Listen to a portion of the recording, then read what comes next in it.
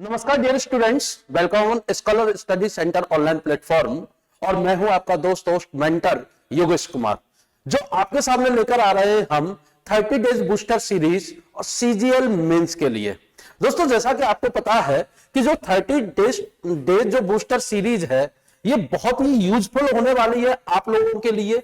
क्योंकि आप इसमें अपने मार्क्स को बूस्टअप कर सकते हैं, या ऐसा कोई भी क्वेश्चन जो आपको समझ में ना आ रहा हो, या ऐसा कोई पार्ट जो रीजनिंग का जो आपके समझ में ना आ रहा हो सकता है कि इस वीडियो में आपको मिल जाए।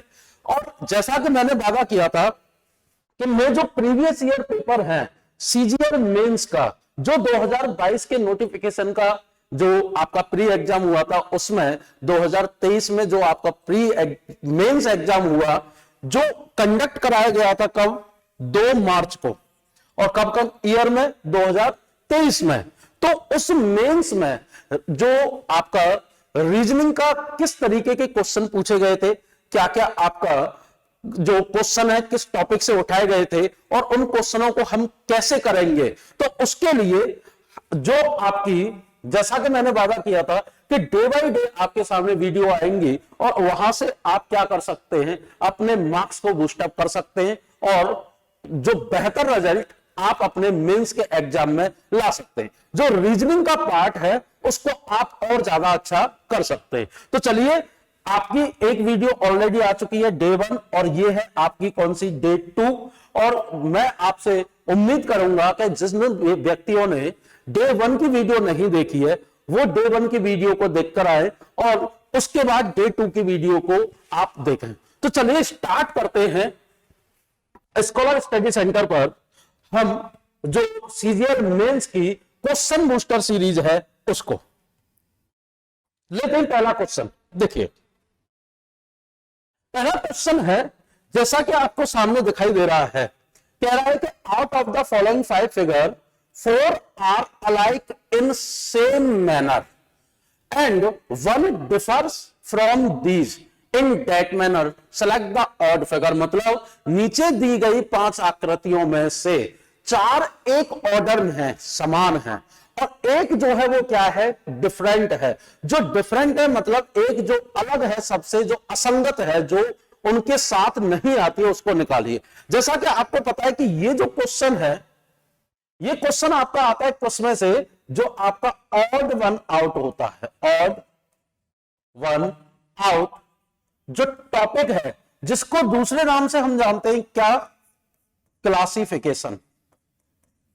क्लासिफिकेशन, और हिंदी में इसको बोला जाता है वर्गीकरण। ये क्वेश्चन वहां से पूछा जाता है, और ये जो टॉपिक है ना केवल फिगर के बेसिस पर, बल्कि ये अल्फाबेट, ये आपका नंबर, और उसके बाद ये आपका जो है जो जीएस वाला पार्ट है, जो आपके हिस्ट्री, ज्योग्राफी, पॉलिटी, इकोनॉमिक्स, और इनमें से करंट के इश्यू पर भी यहां क्वेश्चन वो बना देता है, और स्टैटिक जीके से भी ये क्वेश्चन रखता है। लेकिन यहां मेंस में आपके 2 क्वेश्चन पूछे गए। एक क्वेश्चन आया था आपका कल के वीडियो में, और ये आया आपका दूसरा क्वेश्चन जो आपको 2 मार्च को जो एग्जाम कंडक्ट कराया था एसएससी ने, उसमें। तो चलिए देखते हैं क्वेश्चन को कैसे करना होता है। सीधा सीधा ऑब्जर्व करिए, जो हमें 5 फिगर गिवन है, तो जो 5 फिगर हमें दे रखे हैं, अगर हम उसमें ऑब्जर्व करें तो ध्यान दीजिएगा, हमारे सामने जो यहां फिगर बना रखा है, इसमें सबसे जो बेहतर देखने का तरीका है वो है इसके जो पॉइंट पर ये जो आकृति बना रखी है। अगर हम इस आकृति को देखें जो हर एक फिगर में हमें दिखाई दे रही है, उसके बाद अगर हम इन आकृति को देखते हैं तो इनके जो फेस है वो किस तरीके से है, ध्यान दीजिए। जैसे कि अगर मैं इनके फेस की बात करूं, इन आकृतियों की, तो ये जो फेस है इसका, ये आउटसाइड है, और ये इधर साइड दिखाई दे रहा है। यहां कैसा है, ये इनसाइड, और ये भी क्या है, इनसाइड। इसमें अगर हम बात करें तो क्या दिखाई दे रहा है हमें, आउटसाइड। इसमें अगर बात करें तो ये इनसाइड, ये क्या है, आउटसाइड, और ये क्या है, इनसाइड, और अगेन क्या है, इनसाइड। अगर हम फिगर की बात करें, फर्स्ट फिगर, सेकंड, उसके बाद third, then fourth and fifth. किसकी? फिफ्थ फिगर की। तो हमें यहां एक चीज देखने को मिल रही है कि जब हम फर्स्ट फिगर की बात करते हैं तो दोनों का फेस सेम डायरेक्शन में, दैट मींस ये भी आउटसाइड देख रहा है और ये भी कहां देख रहा है? आउटसाइड। या ये कहें कि दोनों जो फिगर है वो उनकी जो पोजीशन है, मतलब देखने जो उनका फेस है वो क्या है? दोनों का अपोजिट है। अगर हम ये यहां देखें कि दोनों का इनसाइड है, लेकिन दोनों का ही इनसाइड है, या दोनों का क्या है? आउटसाइड। यहां दोनों का क्या है? आउटसाइड, और इसमें क्या है? दोनों का इनसाइड। लेकिन जब हम फोर्थ वाले फिगर की बात करते हैं, इसमें अगर एक आउटसाइड है और एक क्या दे रखा है? इनसाइड। जबकि होना क्या चाहिए कि या तो दोनों का आउटसाइड होना चाहिए या दोनों का क्या होना चाहिए? इनसाइड होना चाहिए। तो दोस्तों यहां से अगर हमें डिफर चाहिए तो कौन सा मिलता है? जो फोर्थ फिगर है वही हमारा क्या है? डिफर है। अब फोर्थ फिगर किसमें ऑप्शन में दे रखा है? तो वो ऑप्शन आपका बनता है कौन सा? C option. और यही हमारा क्या है? आंसर। होप सो आपको समझ में आया होगा कि क्लासिफिकेशन के क्वेश्चन को जो फिगर के बेसिस पर करने का तरीका क्या होता है। केवल फिगर को ऑब्जर्व करिए और आंसर निकालिए। चलिए बढ़ते हैं हम नेक्स्ट क्वेश्चन पर और देखते हैं नेक्स्ट क्वेश्चन को क्या है। देखिए हमें क्वेश्चन दिखाई दे रहा है, क्या क्वेश्चन आ रहा है आपका? किसका? नंबर सीरीज का।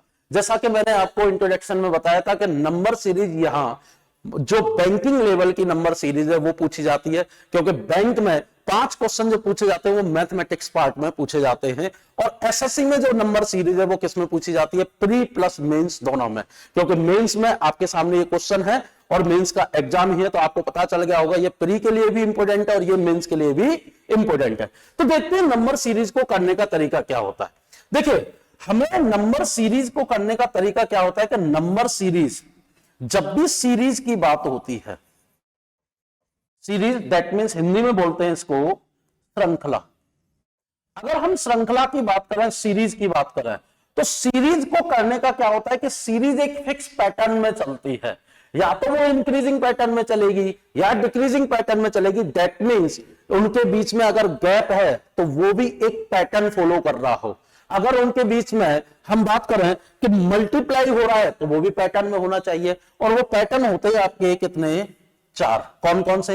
एक होता है जिसको बोलते हैं हम कॉन्टिन्यू पैटर्न, मतलब जिसको बोला जाता है एक जैसा। दूसरा होता है जिसको बोलते हैं हम ऑल्टरनेट पैटर्न, ठीक, दैट मींस अंतराल का लॉजिक।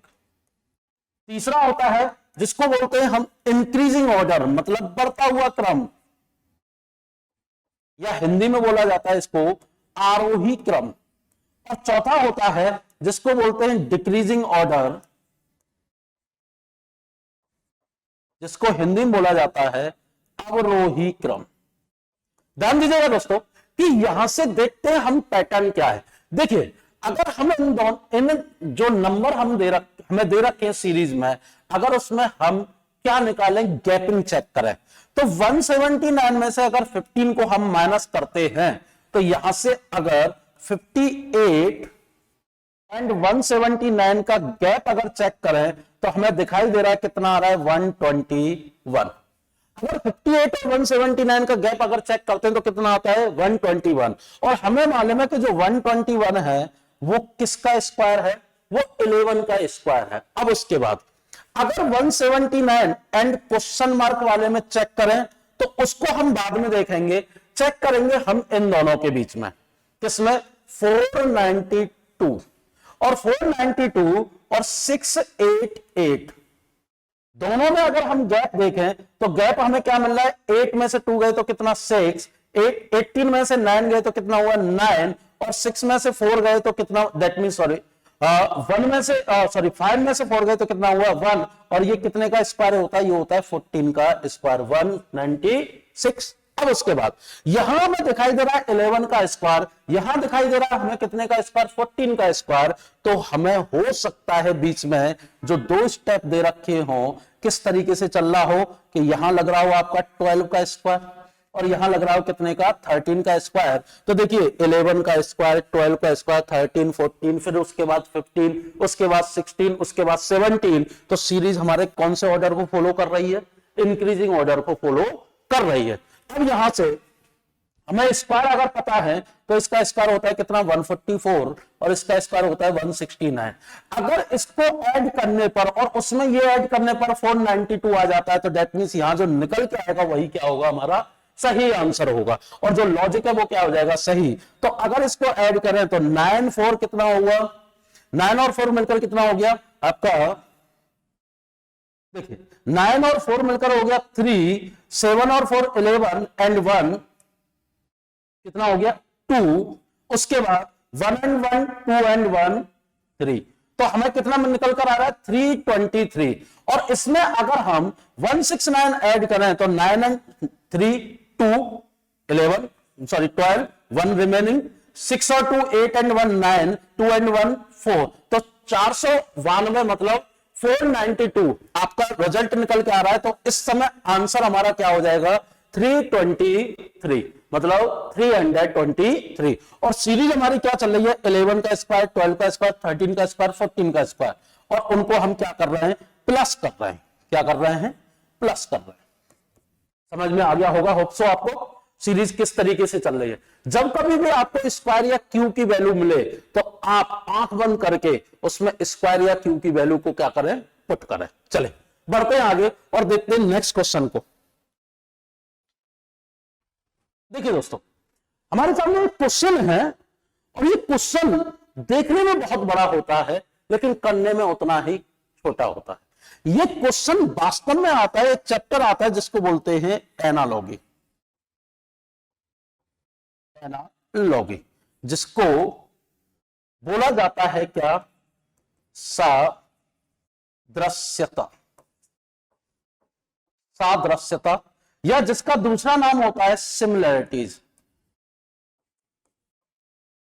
सिमिलैरिटी मतलब समानता।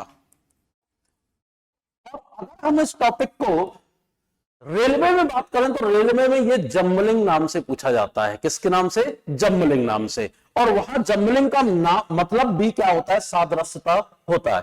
तो अगर हम देखें कि इस क्वेश्चन में ये 3 तरीके से आता है। एक आता है किसका, रेशो प्रोपोर्शन के बेसिस पर, और मतलब किसी एक पोजीशन पर क्वेश्चन मार्क दिया जाएगा, या कुछ ऐसे क्वेश्चन भी आते हैं कि आपके कि इन दोनों में 2 पोजीशन पर क्या दे दिया जाए, क्वेश्चन मार्क। और एक आता है किसकी फॉर्म में, सेट की फॉर्म में। जो यहां दे रखा है ये फॉर्म कौन सा है, ये सेट की फॉर्म में है, मतलब समुच्चय की फॉर्म है ये, और समुच्चय की फॉर्म में यहां पूछा जाता है। अब इसमें होता क्या है कि अगर यहां हमें जो भी डिजिट दी गई है, देखिए जो रेशो प्रोपोर्शन आता है उसमें तो हम क्या करते हैं, डिजिट को आपस में हटा भी सकते हैं।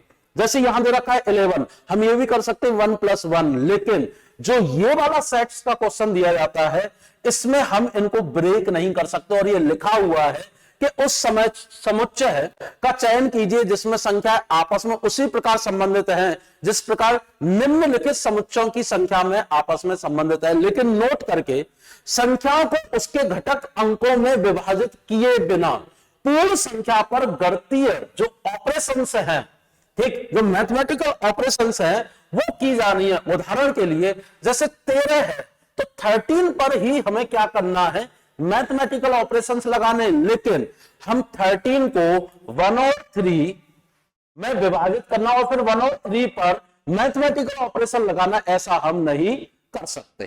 तो मतलब 13 को पूरा 13 लेकर चलना है, उसको अलग अलग हम नहीं कर सकते। अब जैसे इस क्वेश्चन में हमें क्या है, हमें ये जो 3 जो संख्याएं यहां दे रखी हैं एक कोष्टक में और यहां भी दे रखी हैं, तो जो इसमें लग रहा होगा वही इसमें होगा और वही इस ऑप्शन में होगा, इसलिए इसको क्या बोला जाता है, समानता या सादृश्यता। सादृश्य मतलब जैसा है वैसा ही दृश्य दिखाई दे, जिसको बोला जाता है दूसरी भाषा में प्रतिबिंब।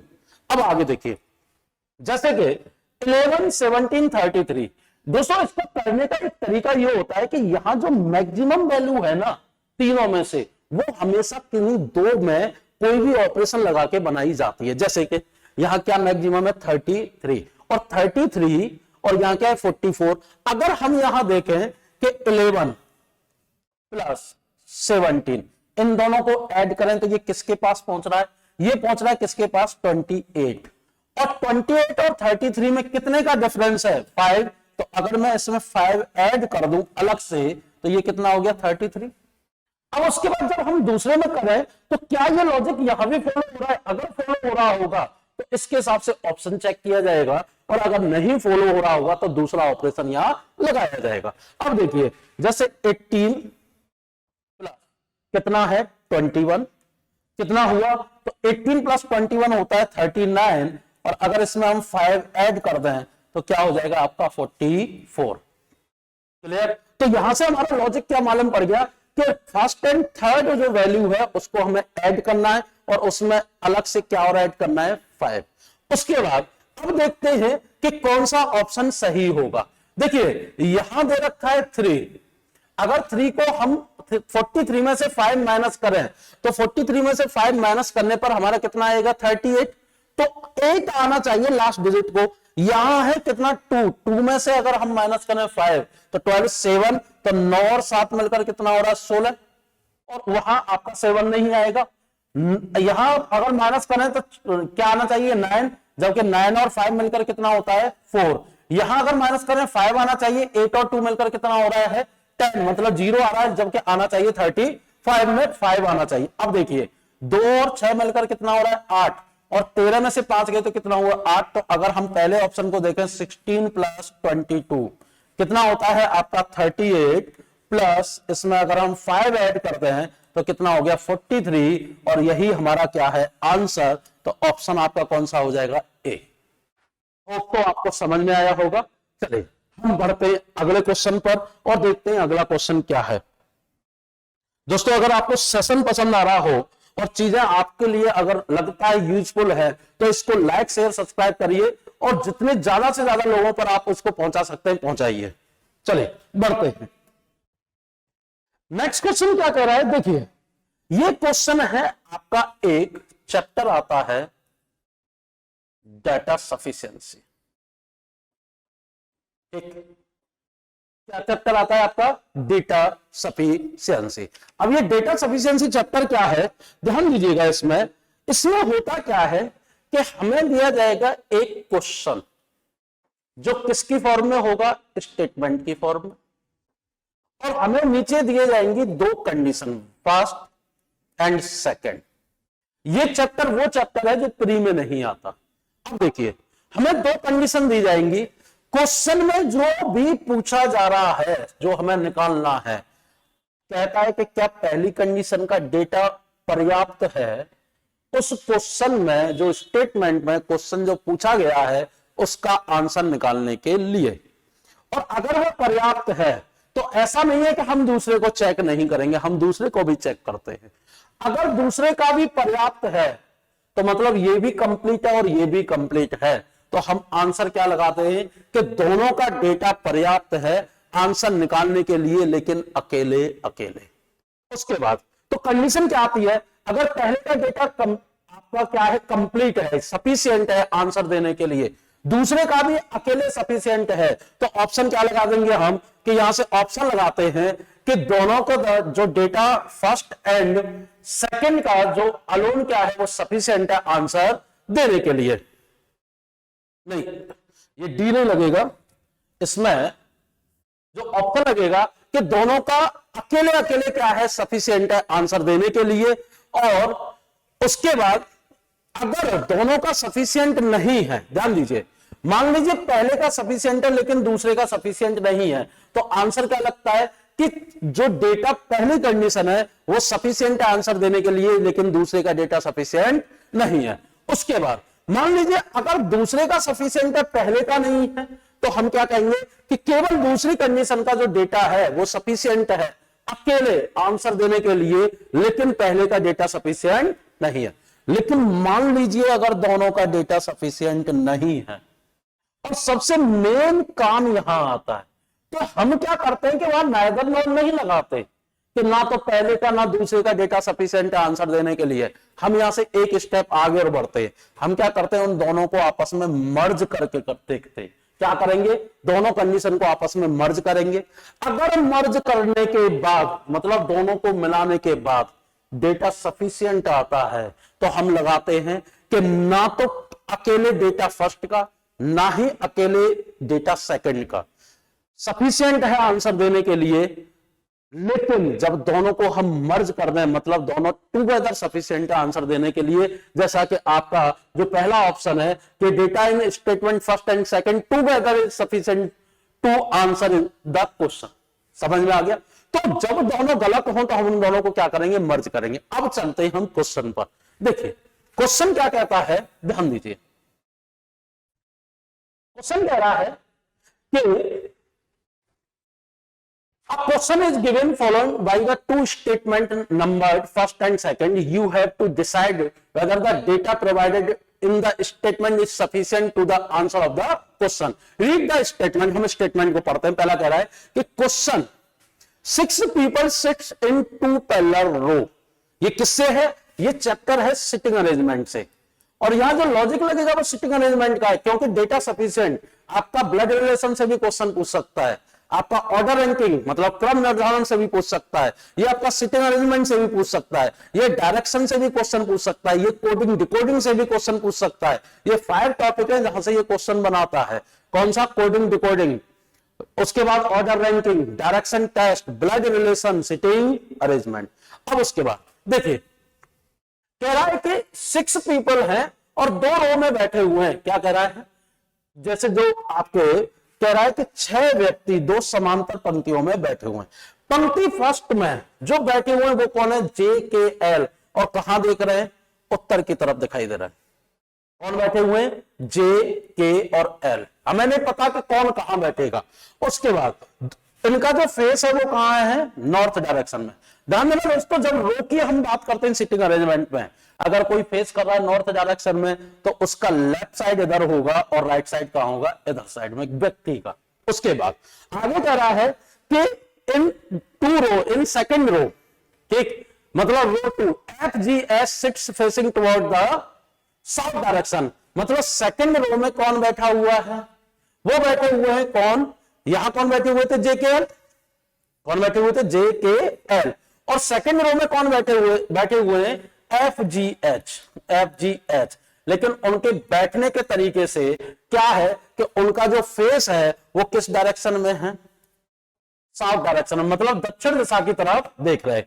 आगे कह रहा है each person in a row faces a person in other row, मतलब पहले पंक्ति वाला जो व्यक्ति है और दूसरी पंक्ति वाले व्यक्ति वो एक दूसरे की तरफ फेस किए हुए हैं। मतलब आपने देखा होगा मैंने फर्स्ट नीचे लिखा है, सेकंड ऊपर, क्यों, क्योंकि दोनों पर्सन एक दूसरे की तरफ फेस किए हुए। अब व्यक्ति अगर साउथ डायरेक्शन में देख रहा है तो ये उसका क्या होगा, राइट, और ये क्या होगा, लेफ्ट। अब चलिए बिठाते हैं और पढ़ते हैं कंडीशन को।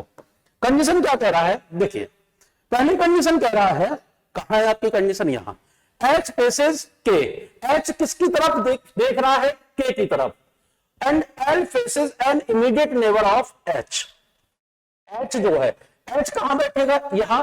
अगर मान लीजिए एच बैठा है इस पोजीशन पर, किसी एक पोजीशन पर, हम ये नहीं कह सकते मिडिल में बैठेगा, लास्ट में बैठेगा या फर्स्ट में बैठेगा। एच एक पोजीशन पर बैठा है जो फेस कर रहा है साउथ डायरेक्शन में, और ये किसकी तरफ फेस कर रहा है, के की तरफ फेस कर रहा है जो फेस कर रहा है नॉर्थ डायरेक्शन में। आगे कह रहा है L faces an immediate neighbour of H. L जो है वो एच के जो इमीडिएट नेबर है उसकी तरफ फेस कर रहा है। तो देखिए एच का इमीडिएट नेबर ये भी है और एच का इमीडिएट नेबर ये भी है, और यहां किसी एक की तरफ कौन फेस कर रहा है, एल। तो एल हमारा यहां भी आ सकता है और यहां भी आ सकता है। क्वेश्चन क्या पूछ रहा था, क्वेश्चन कह रहा था हु फेसेस जी, मतलब जी की समक्ष कौन बैठा है, मतलब जी किसकी तरफ फेस कर रहा है। तो क्या यहां जी आया है, नहीं। अगर यहां जी नहीं आया तो हमें मालूम पड़ गया कि जो कंडीशन फर्स्ट का डेटा है वो सफिशिएंट नहीं है आंसर देने के लिए अकेले। अब उसके बाद चलते हैं हम दूसरी कंडीशन पर, और दूसरी कंडीशन को हम अलग से बनाएंगे। क्या कह रहा है, G sit at one of the extreme end, मतलब जी किसी एक एंड पर बैठा है। तो सबसे पहले जी कहां बैठेगा, सेकंड रो में, मतलब ऊपर जी बैठा है एक एंड पर, बैठ गया। उसके बाद क्या कह रहा है, of the row J sit to the immediate left of L, J L के एकदम लेफ्ट में बैठा है। अब ध्यान दीजिएगा, अगर यहां जे है तो इसके एकदम लेफ्ट में एल यहां आ गया, और अगर जे यहां है तो एकदम लेफ्ट में कहां गया ये, क्योंकि नॉर्थ डायरेक्शन में फेस है तो इसका लेफ्ट कहां होगा, इस डायरेक्शन में। ठीक, तो मुझे बताइए जी की तरफ जे देख रहा है या जे के अलावा जो आ रहा है वो देख रहा है, और क्योंकि यहां या तो जे यहां होगा या यहां जे यहां होगा, यस और नो। तो जे की पोजीशन कितनी है, 2, और जे की पोजीशन होगी कितनी, केवल 1। तो क्या कंफर्म है कि जी जो है जे की तरफ देखेगा, नहीं। इससे भी हमें कंफर्म निकलकर नहीं आ रहा। तो ना तो कंडीशन फर्स्ट का डेटा सफिशिएंट है, ना ही सेकंड का। तो हम क्या करेंगे, इन दोनों को आपस में मर्ज करके देखेंगे, और जब मर्ज करके देखेंगे तो देखिए, जैसे कि अगर हम यहां से देखें कि मर्ज करने पर क्या आ रहा है, ध्यान दीजिए, जैसे कि ये 3 कंडीशन है, ठीक है। हम कह रहा है कि H फेसेस के, H के की तरफ देख रहा है। मान लीजिए मैंने H यहां रखा और H मैंने रखा यहां रख दिया कौन के, एक मिनट जरा देखो, ये आपकी कंडीशन है कितनी, 3। यहां बैठा है FGH, चलिए यहां रख लेते हैं FGH, यहां बैठे और यहां कौन बैठे हैं, JKL। देखिए ध्यान दीजिएगा, क्या कह रहा है कि H मान लीजिए हमने यहां बैठा हुआ है, H किसकी तरफ फेस कर रहा है, HK की तरफ फेस कर रहा है। G बैठा हुआ है एक एंड पर, हमने रख दिया यहां G एक एंड पर बैठा हुआ है, और L जो है वो J के एकदम लेफ्ट में है, और वो किसके इमीडिएट फ्रंट पर बैठा हुआ है, जो H का नेबर है, और H का नेबर कौन है, इमीडिएट नेबर F। और यहां से हमें मालूम पड़ गया डेफिनेट कि G के सामने कौन बैठा हुआ है, J। तो ना तो कंडीशन केवल पहले का अलोन सफिशिएंट है और ना ही दूसरे का, लेकिन इन दोनों को जब हमने मर्ज किया तो हमें मालूम पड़ा कि जी के सामने कौन बैठा हुआ है, जे। और हमें यह नहीं निकालना कौन बैठा हुआ है, हमें निकालना है कि क्या डेटा मिलाकर सफिशिएंट हो रहा है। बिल्कुल, अगर मिलकर दोनों का सफिशिएंट हो रहा है तो आंसर क्या लगेगा कि data in statement first and second together sufficient for the answer, और ये ऑप्शन क्या हो जाएगा, ए। मतलब कि कंडीशन फर्स्ट का दिया गया डाटा अकेले या दूसरे का डाटा अकेले प्रश्न का उत्तर देने के लिए पर्याप्त नहीं है। तो यहां से ऑप्शन आपका क्या हो जाएगा,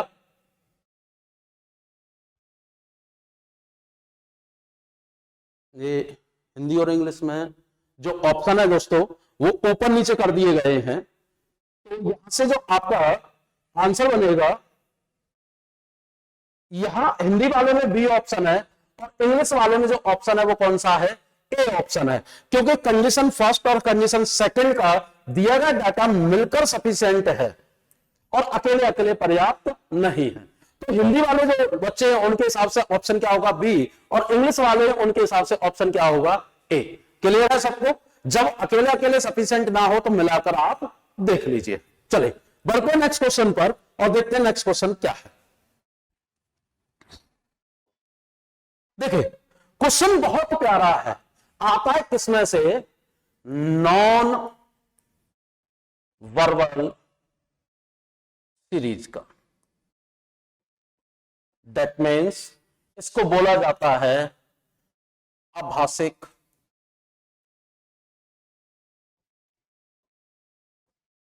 श्रृंखला।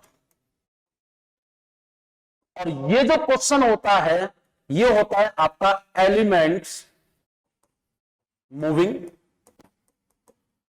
मतलब तत्वों को चलाकर। अब देखिए इसमें तत्व क्या होते हैं, जो भी फिगर में हमें एलिमेंट दे रखे हैं या जो भी फिगर में आकृति बननी है वो सभी के सभी क्या है, एलिमेंट्स है।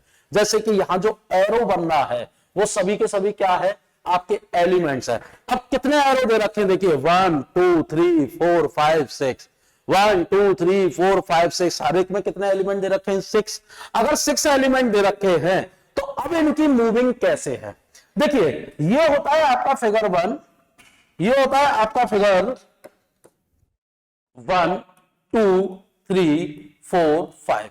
बनने का तरीका कैसे होता है कि 1 से बनता है हमेशा 2, फिर 2 से बनता है क्या 3, 3 से बनता है 4, 4 से बनता है आपका 5। अब देखिए अगर हमें 1 से लेके 4 तक जब तक पैटर्न नहीं पता, उस सीरीज के कौन से पैटर्न, जैसे नंबर सीरीज में या तो इंक्रीजिंग ऑर्डर या डिक्रीजिंग ऑर्डर या कंटिन्यू पैटर्न या क्या आ जाएगा आपका ऑल्टरनेट पैटर्न। अब ये कैसे होता है पैटर्न, ध्यान दीजिए। जैसे कि अगर मैं पहले फिगर में देखूं, जो पहले फिगर में जो भी लॉजिक लगा है उससे कौन सा बना है, दूसरा। तो चेक करने के लिए हम हमेशा पहले दूसरे को देखेंगे और पहले में लगाएंगे लॉजिक। देखिए अगर हम इस वाले एरो की बात करें तो ये वाला एरो इधर गया है लेकिन क्लॉकवाइज घूमा है कितना, 90 डिग्री, लेकिन चला कितना, हाफ स्टेप। ये वाला एरो है वो गया है यहां इस पॉइंट पर, जरा ध्यान दीजिए, यहां रहा है और क्लॉकवाइज क्या हो गया है 90 डिग्री। यहां वाला एरो पहुंचा है इस पोजीशन पर, अगेन क्या हो गया है, क्लॉकवाइज 90 डिग्री घूम गया है। देखिए ये क्लॉकवाइज 90 डिग्री घूमा, यहां आकर ये क्या हो गया, क्लॉकवाइज 90 डिग्री, थर्ड वाला। उसके बाद ये वाला एरो पहुंचा है इस पोजीशन पर, फोर्थ वाला, और ये भी कैसा हुआ है कि क्लॉकवाइज 90 डिग्री घूम गया है। उसके बाद ये पहुंचा है यहां, ये भी क्या हुआ, क्लॉकवाइज 90 डिग्री घूमा है। तो हमें मालूम पड़ा कि हर एक एरो अपने क्लॉकवाइज पैटर्न में हाफ स्टेप तो चल रहा है लेकिन साथ के साथ अपने आप को 90 डिग्री पर टर्न कर रहा है। उसके बाद अब तीसरे फिगर को देखकर हम सेकंड में लॉजिक लगाएंगे।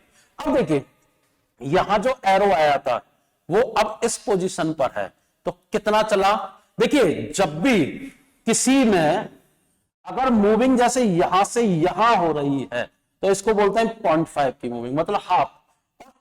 कॉर्नर टू कॉर्नर हो रही है तो उसको बोलते हैं कंप्लीट 1 पॉइंट की मूविंग। क्या बोलते हैं, 1 पॉइंट, ठीक, मतलब कंप्लीट 1 मूविंग बोलते हैं, इसको हाफ मूविंग बोलते हैं, मतलब आधा चल रहा है किसका, किसी भी एक साइड लाइन का। और अगर यहां से यहां आ जाए तो इसको क्या बोलते हैं, अपोजिट नहीं, 2 पॉइंट मूविंग बोला जाता है। अब देखिए मतलब 2 स्टेप मूविंग। अब यहां से यहां आया तो ये क्या चला है, 1 स्टेप। यहां कितना चला था, हाफ स्टेप। ये भी कितना चला है आपका, 1 स्टेप। ये भी कितना, 1 स्टेप। ये 1 स्टेप, यहां वाला 1 स्टेप, यहां वाला 1 स्टेप। तो देखो मैंने लास्ट तक यहां बताया था, यही दिखाई दे रहा है। लेकिन सभी अपने आप को क्या करे दे रहे हैं, दोबारा से 90 डिग्री टर्न कर रहे हैं। अब उसके बाद हम देखेंगे फोर्थ वाले को, और फोर्थ वाले में चेक करने के लिए हमें इस वाले को यहां ले जाना है। तो यहां पहले 0.5 चला, उसके बाद अगेन 0.5, पहले में 0.5, दूसरे में, मतलब पहले में हाफ स्टेप, दूसरे में हाफ स्टेप, तीसरे में सॉरी, दूसरे में 1 स्टेप, तो चौथे में देखिए जो आपका यहां आया है वो कहां जाएगा, इस पोजीशन पर पहुंच जाएगा। अब इस पोजीशन पर पहुंच जाएगा लेकिन 90 डिग्री टर्न करने के बाद क्लॉकवाइज। तो अगर ये यहां इस पोजीशन पर पहुंचेगा तो आपका क्या पैटर्न बनेगा, ध्यान दीजिएगा। जैसे कि अगर ये इस स्टेप पर पहुंचता है तो जो 5th फिगर है यहां से यहां आ जाएगा 90 डिग्री क्लॉकवाइज टर्न करके। ये वाला कहां पहुंचेगा आपका, 1 स्टेप मूव करेगा तो कॉर्नर पहुंचेगा, बट 90 डिग्री टर्न करके, तो 90 डिग्री टर्न करके ऐसे हो जाएगा। क्लियर हुआ। अब यहीं से आप ऑप्शन पकड़िए, कहां दे रखा है, पहली बात तो मिडिल में आना चाहिए, एरो ऊपर। मिडिल में एरो ऊपर कहां है, केवल सी में, और यही हो गया हमारा आंसर। कुछ नहीं है, एलिमेंट की मूविंग कितने स्टेप है और क्या एलिमेंट मूव कर रहा है, टर्न कर रहा है, बिल्कुल यही लॉजिक लगता है, इसके अलावा कोई भी लॉजिक नहीं लगता। क्लियर हुआ। चलिए बढ़ते हैं नेक्स्ट टर्न पर और नेक्स्ट क्वेश्चन पर, देखते हैं क्या है नेक्स्ट क्वेश्चन। देखिए ये बहुत बेहतरीन क्वेश्चन दे रखा है दोस्तों, और ये क्वेश्चन होता है आपका, ऐसा क्वेश्चन आपके प्री के एग्जाम में भी पूछा जाता है और ऐसा क्वेश्चन आपके मेंस के एग्जाम में भी पूछा गया है। अगर प्री के एग्जाम में या मेंस के एग्जाम में इस क्वेश्चन के चैप्टर की बात करें तो ये है आपका मिसिंग अल्फाबेट सीरीज, मतलब लुप्त अक्षर श्रृंखला। इसको करने का सबसे बढ़िया तरीका, या तो जो ऑप्शन नीचे दे रखे हैं उसको बारी बारी से इसमें क्या करो, पुट करो, और पुट करने के बाद जिससे भी सीरीज, कौन सी सीरीज, इंक्रीजिंग, डिक्रीजिंग, कॉन्टिन्यू या ऑल्टरनेट, जो नंबर सीरीज में था, पैटर्न सभी में सेम होते हैं, चाहे आपका नॉन वर्बल सीरीज हो, चाहे आपका क्या हो, मिसिंग सीरीज हो, जो मिसिंग अल्फाबेट सीरीज है, चाहे नंबर सीरीज हो या अल्फाबेट सीरीज हो, पैटर्न क्या होंगे, 4। कौन से, इंक्रीजिंग, डिक्रीजिंग, ऑल्टरनेट या कॉन्टिन्यू। कंटिन्यू एक जैसा, ऑल्टरनेट मतलब एक चीज क्या हो कि एक के बाद रिपीट होनी चाहिए, या दो के बाद रिपीट हो, या तीन के बाद। कंटिन्यू बढ़ते हुए क्रम में, डिक्रीजिंग अवरोही मतलब घटते हुए क्रम में। अब देखिए कैसे करते हैं। सबसे पहले इसको करने का तरीका ध्यान दीजिए, यहां जितने भी लेटर दे रखे हैं, एक तो तरीका है इसको पुट करें, दूसरा जो भी लेटर दे रखे हैं वहां से इसमें क्या करिए, काउंट करिए। 1 2 3 4 5 6 7 8 9 10 11 12 13 14 15 16 17 18 19 20। टोटल कितने लेटर हैं? 20। अब आप कहोगे सर आपने तो फिलिंग द ब्लैंक्स को भी क्या कर लिया, जो ब्लैंक प्लेसेस है उनको भी काउंट किया। बच्चे वहां आना तो क्या है, लेटर ही आना है ना। तो दोस्तों जब लेटर आना है तो हमने लेटर काउंट करने की बात की है। अब उसके बाद यहां से इसके क्या बनेंगे, फैक्टर।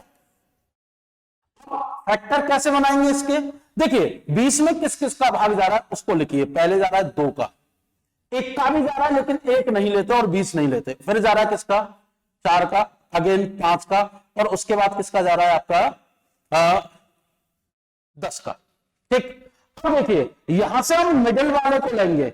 मिडिल वाले में हम सबसे पहले सीरीज किसको लेकर चलेंगे, 5 वाले को। चलिए कट करते हैं। 1 2 3 4 5 5 5 के हमने यहां क्या बना लिए, पेयर। 1 2 3 4 5 1 2 3 4 5 एंड 1 2 3 4 5। अब देखिए हमने 5 के जो पेयर हैं वो क्यों बनाए, आप देख रहे होंगे जो क्यू है वो रिपीट हो रहा है 5 अल्फाबेट के बाद। क्यू जो है अगेन रिपीट हो रहा है 5 अल्फाबेट या ब्लैंक प्लेसेस के बाद। अगेन क्यू रिपीट होगा किसके, 5 के बाद। तो यहां क्यू 5 के बाद रिपीट हो रहा है, यहां क्यू 5 के बाद, तो यहां भी क्या आ गया, क्यू। अब देखो जो जो नहीं है उसको रखते जाओ। जैसे यहां क्यू दे रखा है, डब्ल्यू दे रखा है, यहां क्यू डब्ल्यू आ गया, यहां क्यू के बाद क्या नहीं दे रखा, डब्ल्यू नहीं दे रखा। और उसके बाद यहां क्यू के बाद क्या नहीं दे रखा, डब्ल्यू नहीं दे रखा। ठीक, देखिए Q W Q W Q W Q W, मतलब एक जैसा लॉजिक चल रहा है। अब उसके बाद यहां लास्ट में क्या दे रखा है, टी। लास्ट में क्या दे रखा है, टी। लास्ट में क्या दे रखा है, टी। तो यहां भी क्या आ गया, टी। यहां में क्या दिखाई दे रहा है, Q W H R T. यहां क्या दिखाई दे रहा है, Q W H R T. Middle में क्या होता है, जी, और पहले क्या होता है, ई। देखिए अब यहां ध्यान दीजिए, स्टार्टिंग अल्फाबेट सब में क्या है, ई, तो हमने क्या रख दिया, E. Q W E R T, Q W F R T, Q W अब क्या आ जाएगा, जी, उसके बाद क्या आएगा, आर और टी। अब क्या क्या ऑप्शन बना है, E W T G R Q W. Last में क्यू डब्ल्यू किस किस में है, इसमें। तो ये दो ऑप्शन तो क्या हो गए, कट हो गए। अब ध्यान दीजिए, ई और उसके बाद डब्ल्यू, ई डब्ल्यू हमें दोनों में दे रखा है। उसके बाद क्या दे रखा है, टी। अब आएगा क्या, एच हमारा कहां आएगा, लास्ट में, और एस यहां आएगा नहीं। तो ऑप्शन कौन सा हो गया हमारा, पहला वाला। तो ऑप्शन क्या होगा, E W T G, E W T G R Q W. और क्लियर हो गया होगा आपको कि हमें क्वेश्चन को कैसे करना है। क्लियर हुआ। चलिए बढ़ते हैं हम नेक्स्ट क्वेश्चन पर और देखते हैं कि आपका क्वेश्चन क्या है। देखिए यह भी क्वेश्चन किसका है, एनालॉगी का। जैसा कि मैंने आपको बताया था कि एनालॉगी या सिमिलरिटीज आपका कितने तरीके से पूछा जाता है।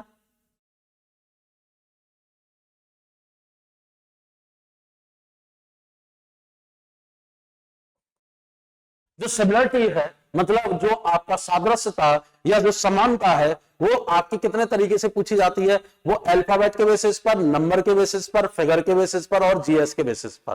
ठीक, इनके बेसिस पर आपकी क्या पूछी जाती है, सिमिलरिटीज पूछी जाती है। अब ये क्वेश्चन क्या कह रहा है, which of the following letters cluster should replaced S and 9 so that the pattern and relationship followed between the letters and clusters pair on the left side of proportion is the same as that on the right side of the proportion। मतलब क्या कह रहा है, निम्न में से कौन सा अक्षर समूह को हैश और परसेंटेज को प्रतिस्थापित करना चाहिए ताकि जो प्रपोर्शन है, समानुपात है, एक होता है अनुपात दूसरा होता है समानुपात, के बाईं ओर अक्षर समूह तथा उसके बीच का जो पैटर्न है और जो संबंध है वैसा ही हो जैसा कि आपका समान पात के दाईं ओर अक्षर समूह या युग्म हो।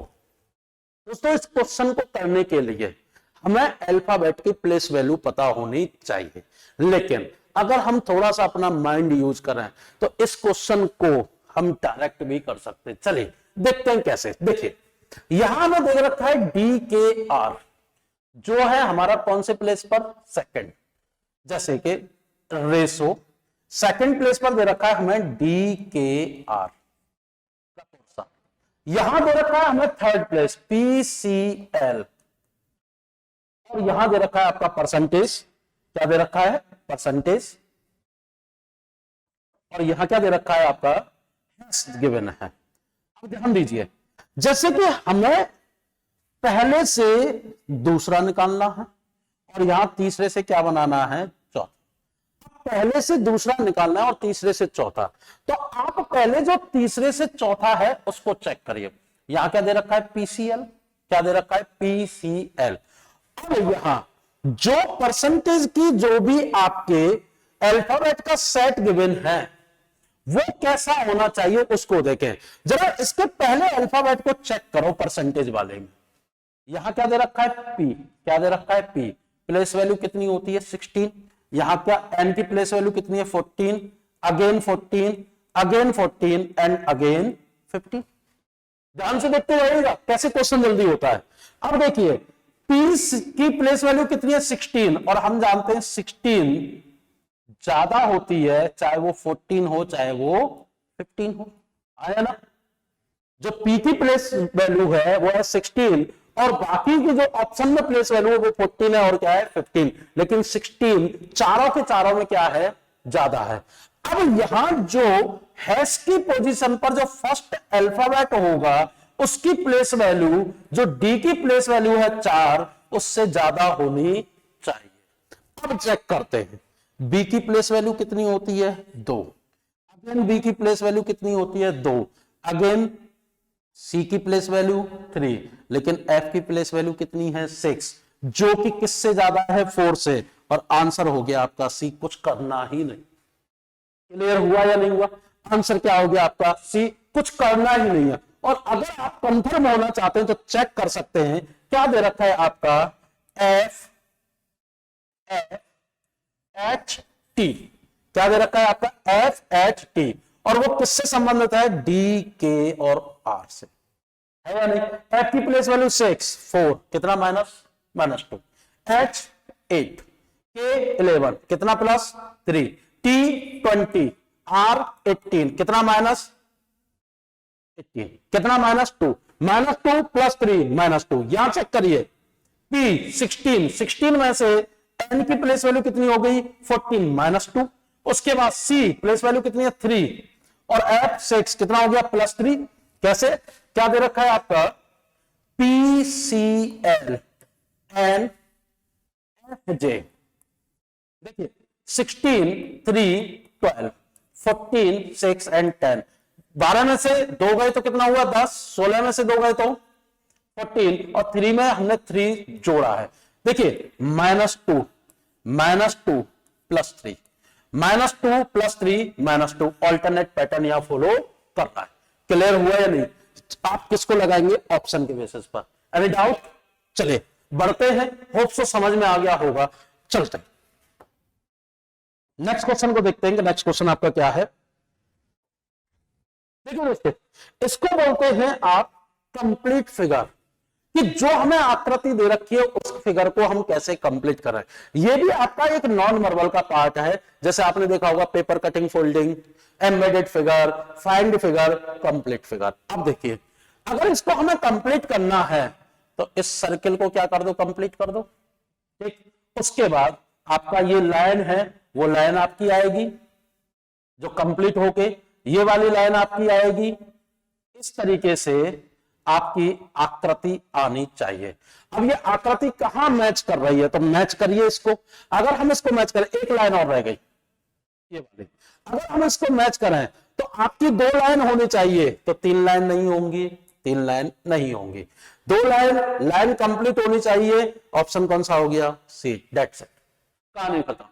क्लियर हुआ, चलिए बढ़ते हैं नेक्स्ट क्वेश्चन पर। और देखते हैं नेक्स्ट क्वेश्चन क्या है। देखिए दोस्तों, बहुत प्यारा क्वेश्चन है और ये क्वेश्चन अगेन किसका है? Sitting arrangement. सिटिंग अरेंजमेंट और सिटिंग अरेंजमेंट और पजल एक ही टॉपिक होता है। अगर डेटा एक से ज्यादा दे रखा है, मतलब एक से ज्यादा एंटिटी, तो क्वेश्चन किसका हो जाता है? पजल का। अगर एक ही एंटिटी दे रखी है तो क्वेश्चन किसका हो जाता है? सिटिंग अरेंजमेंट का। देखिए क्या कह रहा है, कह रहा है कि 6 friend A, B, C, D, E and F are standing in a circle facing toward the center। मतलब मान लीजिए कि 6 व्यक्ति हैं, जैसा कि क्वेश्चन में कहा गया है, एक वृत्त में खड़े हैं, लेकिन सभी के सभी जो फेस कर रहे हैं वो कहां कर रहे हैं? केंद्र की तरफ। दोस्तों ध्यान देना कि जब भी सिटिंग अरेंजमेंट का आप क्वेश्चन करते हैं, अगर उसका फेस इनसाइड होता है, इनसाइड मतलब वो केंद्र की तरफ देख रहा है। कहां देख रहा है? केंद्र की तरफ, या जिसको बोला जाता है टुवर्ड द सेंटर। तो उसमें आपका क्लॉकवाइज डायरेक्शन जो होगी वो कौन सी डायरेक्शन होगी? वो होगी आपकी लेफ्ट, मतलब घड़ी की दिशा में बायां होता है और घड़ी के विपरीत दिशा में राइट होता है। अगर इसको हम फेस आउटसाइड कर दें, मतलब केंद्र से बाहर की तरफ,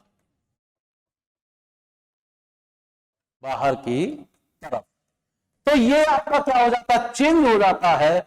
अब जो क्लॉकवाइज डायरेक्शन होगी, क्या होगी? क्लॉकवाइज डायरेक्शन आपकी क्या होगी? वो होगी आपकी क्या? राइट। और एंटी क्लॉकवाइज डायरेक्शन क्या होगी? वो होगी आपकी लेफ्ट। चलिए बढ़ते हैं क्वेश्चन पर और पढ़ते हैं क्वेश्चन क्या है। कह रहा है कि 6 friend ABCDEF are standing in a circle facing the centre, B is between F and C। पहली कंडीशन।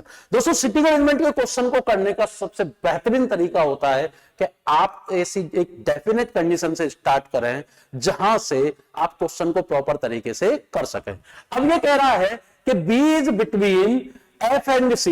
B F और C के बीच में तो है, लेकिन F और C B के किधर है? लेफ्ट में है या राइट में? ये हमें पता नहीं है। आगे बढ़े। A is between E and D, मतलब A E और D के बीच में खड़ा है। सेम कंडीशन वहां भी आ रही है। आगे बढ़ते, आगे कह रहा है कि F is to the immediate left of D। यहां से हम कंडीशन को स्टार्ट करेंगे कि जो F है वो D के इमीडिएट लेफ्ट है। अब देखो, मुझे बिठाना किसको पहले है, इसकी भी एक कंडीशन आती है। कौन है? F। किसके है? D से। तो जिससे है पहले उसको बिठाओ। हमने बिठा दिया D। D के इमीडिएट लेफ्ट में कौन है? F। ठीक, अब आगे कंडीशन पढ़े। क्या F और D के रिगार्डिंग कंडीशन गिवन है? हाँ, पहली कंडीशन हमें मिल रही है कि B is between F and C। B F और C के बीच में है, तो कंडीशन क्या बनेगी? F या C, B, C या F। अब मुझे बताइए, अगर F डेफिनेट है तो यहां इधर B आ सकता है? नहीं। कहां आएगा? यहां। और वो किस किस के बीच में? B एंड C के। और जो E और D के बीच में कौन है? A। तो A जो है वो किस किस के बीच में? E एंड D के बीच में। यहां तक क्लियर है? अब यहां से क्वेश्चन पूछ रहा है कि बताइए कि जो A और F के बीच में कौन बैठा है? Who is between A and F? तो A और F के बीच में कौन है? हमें मालूम पड़ रहा है कौन है? D। और यही हमारा क्या हो जाएगा? आंसर। यानी डाउट क्लियर हो गया होगा और समझ में आ गया होगा कि हम सिटिंग अरेंजमेंट के क्वेश्चन को कैसे सॉल्व करते हैं। चलिए बढ़ते हैं आगे क्वेश्चन पर और देखते हैं नेक्स्ट क्वेश्चन। आप इसको नोट कर लीजिएगा, ये वाला पार्ट, ये मेन आपका कंसेप्ट है, और इस फिगर को भी नोट कर लीजिए।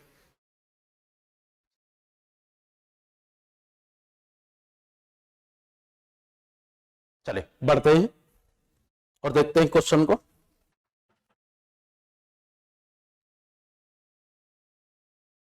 चलिए देखते हैं क्वेश्चन को, और क्वेश्चन क्या कह रहा है। क्वेश्चन हमारा आया है दोस्तों ये सिलोगिज्म के कौन से पार्ट से पूछा जा रहा है?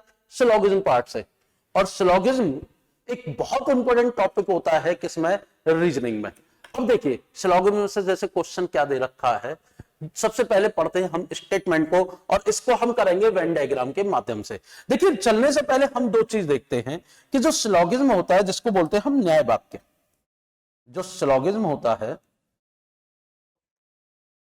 सिलोगिज्म आपका दो तरीके का होता है। एक होता है रियल, जिसको बोलते हैं वास्तविक,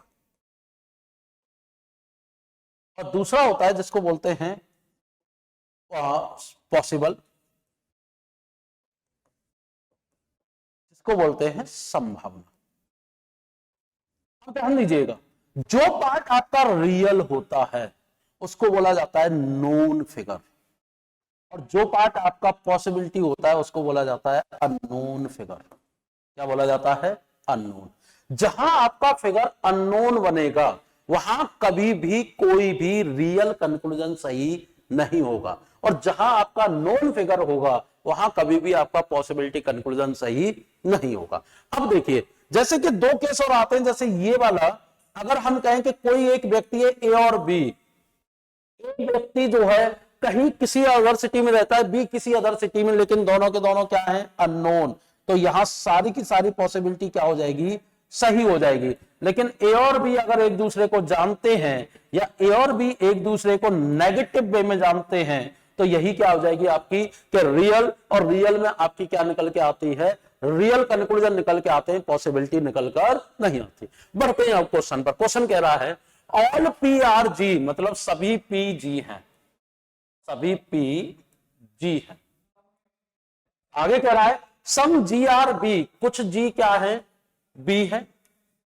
कुछ जी क्या है? बी है। ऑल बी आर सी, सभी बी क्या है? सी है। अब देखिए, जैसे कि अगर हम बात कर रहे हैं कि प्री के एग्जाम में आपका पॉसिबिलिटी नहीं पूछा जाता, लेकिन मेंस में आपकी पॉसिबिलिटी पूछी जाती है, तो ध्यान दीजिएगा, all P being C is a possibility. दोस्तों, यहां से मैं पी को उठा लूं और किसको उठा लूं? सी को उठा लूं, तो मुझे दिखाई दे रहा है कि पी और सी में डायरेक्ट कोई रिलेशन नहीं है, और ना ही इनडायरेक्ट रिलेशन बन रहा है। अब रिलेशन क्या है? रिलेशन होते हैं दो, पॉजिटिव एंड नेगेटिव। अब ध्यान दीजिए, all P being C is a possibility, तो ये कंक्लूजन हमारा किस तौर पर लिखा गया है? संभावित तौर पर लिखा गया है। तो क्या सभी पी के सी होने की संभावना है? बिल्कुल संभावना है, क्योंकि दोनों के दोनों क्या है? अननोन। और अगर अननोन है तो अननोन में हमारे क्या निकलती है? पॉसिबिलिटी निकलती है। ठीक, तो पहला वाला हमारा क्या है? सही। दूसरा कह रहा है कि सम पी आर बी, अब बात कर रहा है किसकी? पी की, और किसकी बात कर रहा है? बी की। तो क्या कुछ पी बी है? नहीं, दोनों के दोनों क्या है? अननोन। और अगर अननोन है तो अननोन में ये कंक्लूजन है, कैसा कंक्लूजन है? रियल कंक्लूजन है, और रियल कंक्लूजन कभी फॉलो नहीं करता, मतलब वास्तविक निष्कर्ष निकल कर नहीं आता। तो हमारा दूसरा वाला क्या होगा? गलत हो गया। अब उसके बाद कह रहा है कि सम सी आर जी, अब सी कहां है? यहां। जी कहां है? यहां। अगर इन दोनों में देखें तो कॉमन पार्ट है एक, कि सी का कुछ पार्ट किसके पास है? जी के पास, और जी का कुछ पार्ट किसके पास है? सी के पास। तो तीसरा वाला कंक्लूजन हमारा क्या हो जाएगा? सही हो जाएगा। और फोर्थ पर अगर चले तो सम जी आर पी, तो अगर बाहर से अंदर हम आते हैं तो ये हमारा कंक्लूजन कौन सा सही होता है? सम का कंक्लूजन क्या होता है? सही होता है। तो सम जी आर पी, ये भी क्या हो जाएगा? सही। अब ऑप्शन होना चाहिए हमारा फर्स्ट, थर्ड एंड फोर्थ, लेकिन बहुत सारे स्टूडेंट क्वेश्चन को पढ़ने में गलती करते हैं, जैसे वो शुरू से नहीं सीधा क्वेश्चन करते हैं। ध्यान दीजिएगा, उसमें पूछा गया है कि तार्किक रूप से कौन सा कथन अनुसरण नहीं करता है, मतलब वो कंक्लूजन हमारा आंसर होगा जो तार्किक रूप से अनुसरण नहीं करेगा। अब तार्किक रूप से अनुसरण हमारा कौन सा नहीं कर रहा है? सेकंड, इसलिए आंसर क्या हो जाएगा? Option B. क्लियर है दोस्तों? समझ में आ गया होगा कि स्लॉगिंग के क्वेश्चनों को कैसे किया जाता है। चलिए बढ़ते हैं आगे और देखते हैं नेक्स्ट क्वेश्चन क्या है। तो दोस्तों, ये था हमारा डे 2 की वीडियो, जिसमें हमने सेकंड डे में हमने कुछ बेहतरीन क्वेश्चनों को देखा, जिसमें स्लॉगिंग के पार्ट को हमने देखा, जिसमें डेटा सफिशिएंसी के पार्ट को हमने देखा, हमने सिटिंग अरेंजमेंट के पार्ट को देखा। तो ये एक बेहतरीन आपका पार्ट रहा, और उसमें डे 2 की वीडियो हम कंप्लीट कर चुके हैं, और बहुत जल्द मैं आपके सामने लेकर आऊंगा डे 3 की वीडियो। और डे 3 में किस किस तरीके के क्वेश्चन पूछे जाएंगे जो एग्जाम एसएससी ने कंडक्ट कराया था, कब? 2 मार्च 2023 को, और उसके जो टायर 2 में किस तरीके के क्वेश्चन पूछे जाएंगे उसको हम देखेंगे और मिलेंगे आपसे नेक्स्ट टर्न पर। अगर आपको चीजें समझ में आई हो और लगता है आपके लिए यूजफुल है तो प्लीज लाइक शेयर सब्सक्राइब जरूर करिएगा। और मैं आपसे विदा लेता हूं और मिलेंगे हम नेक्स्ट वीडियो में। लेकिन आप बने रहिए स्कॉलर स्टडी सेंटर के ऑनलाइन प्लेटफॉर्म पर और जुड़े रहिए हमसे। जय हिंद।